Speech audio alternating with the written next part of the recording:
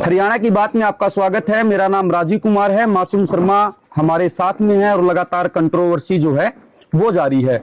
मासूम जी, अब भी सरपंच जो है लगातार बयान पे बयान आ रही है अलग अलग जगह से।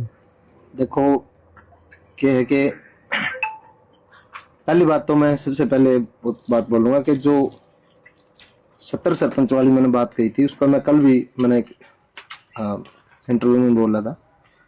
जिस भी प्रतिनिधि ने, जिस भी भूतपूर्व प्रतिनिधि ने या फिर फिलहाल जो सरपंच है उनने किसी ने भी इस बात का अगर बुरा लगे वो 70 सरपंच वाली, ये मैंने एक कहावत के रूप में बोली थी, जो कर अपना काम हम कह दिया रहा भाई 70 फिर तेरे वर्गे, उस तरीके से एक तकिया कलाम है वैसे यूज करा था मैंने। तो इस बात पे अगर किसी भाई ने बुरा लग रहा है तो मैं अपने शब्द वापस लूं।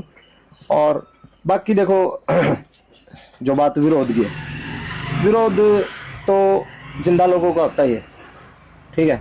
जितने भी आप किसी ने भी उठा लो, बिना विरोध कोई आदमी ऊपर नहीं जाता और बिना विरोध का आदमी नहीं बनता।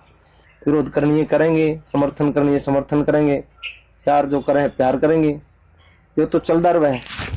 जैसे कि मुख्यमंत्री होते थे हमारे उस टाइम मनोहर लाल खट्टर जी माननीय, तो उनका भी विरोध आया था और एक बार नहीं कई बार होया। तो वो जितना विरोध करते गए लोग उतना आगे बढ़ते गए।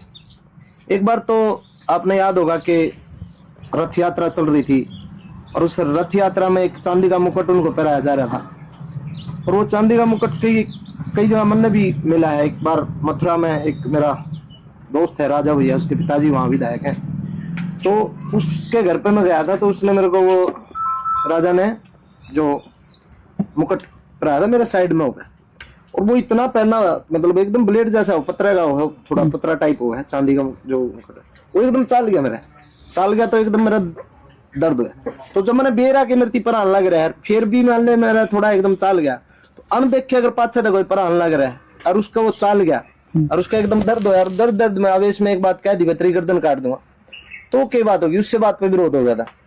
तो ये चीज है ना, जो चीज कुछ आवेश में एकदम बोली जाए, मतलब जिसके बारे में आदमी सोचे, एक तो आदमी बोले सोच समझ के, वैसे मान लो मैं तेना इंटरव्यू देने लग रहा हूँ कि मैंने प्रिपरेशन करी, चार बातें याद करी, मैंने ये बात बोलनी, एकदम कुछ घटना घटा है, उस एकदम घटना पे एकदम कुछ बोला जाए है तो वो मतलब ये तो है नहीं भाई कोई सोच समझ के किसी की भावना ठेस पहुंचाने खातर बोला, वो ऑटोमेटिकली घट जाए। और मतलब इस पर मैं इतना ही कहना चाहूंगा कि जिस भैया ने जो और सरपंच हैं जिन्हें भी बुरा लगा, मैं अपने इस 70 सरपंच वाली बात पर मैं अपनी बात को वापस लेता हूँ।